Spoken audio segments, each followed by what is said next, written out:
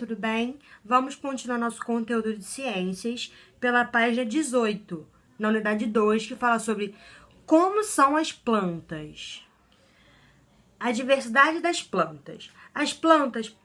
Então, gente, se nós analisarmos todas as árvores que tem aqui na página 18 e 19, nós conseguimos perceber que elas não são iguais, né? O formato do tronco é diferente, o formato da folha, a cor da folha. E aí na página 20 fala exatamente sobre isso, a diversidade das plantas. Então, gente, se nós analisarmos as fotos que tem aqui embaixo, também na página 20, nós percebemos que as plantas são diferentes, né? Então vamos, gente, analisar as fotos que tem aqui embaixo, aqui na página 20. Né? As plantas que aparecem aqui são diferentes uma das outras.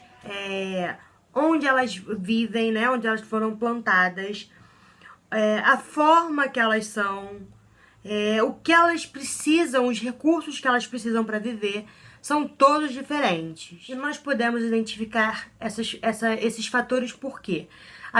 Como? E nós podemos identificar esses fatores como? Através da cor, através do formato, né? Através de todas essas coisas, onde elas são plantadas, do que elas precisam para viver. Na página 22, fala sobre as características das plantas. Então, as plantas, igual todos os seres vivos, elas precisam de...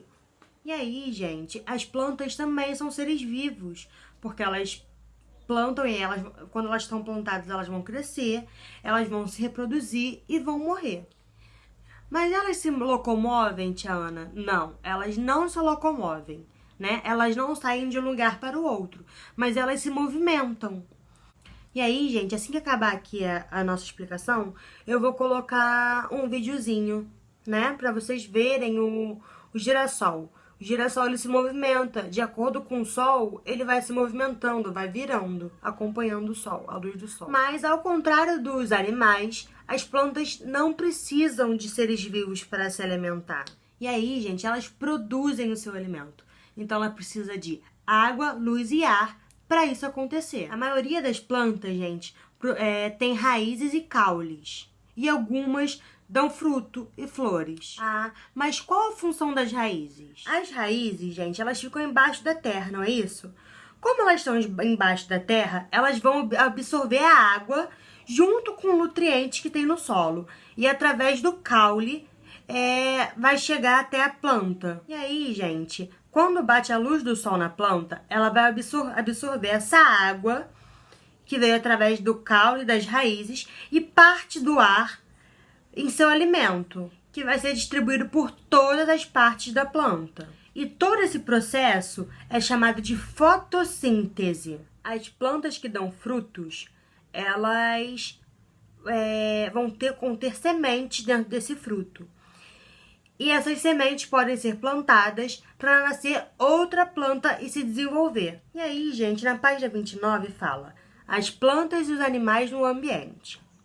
Nós aprendemos que as plantas não precisam de ninguém, de nenhum outro ser vivo para se alimentar. Elas produzem o seu próprio alimento. Já os animais não. Eles precisam de se alimentar de plantas, né? Ou de outros animais. E aí, gente, nós temos um exemplo aqui, ó. A cutia, em uma floresta, ela vai se alimentar de frutos. Já a jaguatirica, ela vai se alimentar de outros animais. E pode ser a cutia também. E aí, gente, nós temos um exemplo aqui, ó. A cutia, em uma floresta, ela vai se alimentar de frutos. Já a jaguatirica, ela vai se alimentar de outros animais. E pode ser a cutia também. Esses dois animais, essas duas espécies, elas são animais silvestres. Por quê? Porque elas nascem, né? E crescem, desenvolvem em um ambiente natural. Ela não é doméstica. A gente não pode trazer ela para nossa casa. Então, elas não estão acostumadas com a presença de seres humanos. E com isso, gente, eu vou pedir para que vocês façam da página 18 a página 31 no decorrer da semana. Tá bom? Qualquer dúvida, entre em contato com a tia. Beijos!